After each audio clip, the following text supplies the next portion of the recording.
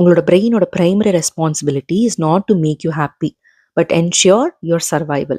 So if you want to be happy, you have to take control of your emotions. பொதுவா நம்ம எல்லாருக்குமே ஒரு புதுசா ஒரு பொருள் வாங்குறோம்னா அப்ப இருக்கிற எக்ஸைட்மெண்ட் கொஞ்ச நாளைக்கு அப்புறம் அப்படியே கம்மியாக ஆரம்பிச்சிடும். ஃபார் எக்ஸாம்பிள், இப்போ நீங்க ஒரு கார் வாங்கணும்னு நினைக்கிறீங்க, வாங்கிட்டீங்க.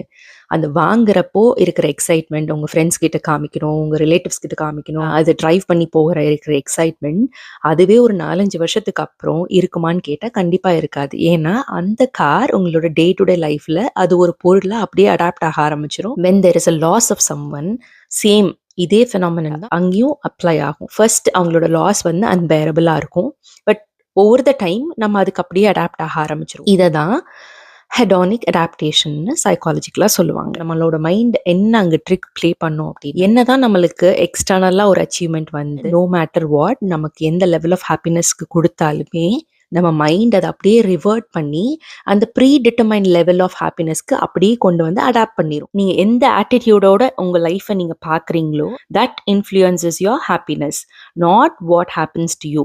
எக்ஸ்டர்னலாக நடக்கிற விஷயங்கள் எல்லாமே டெம்பரரி தான். இமோஷன்ஸை ஹேண்டில் பண்ணுறது உங்கள் கையில் தான் இருக்குது.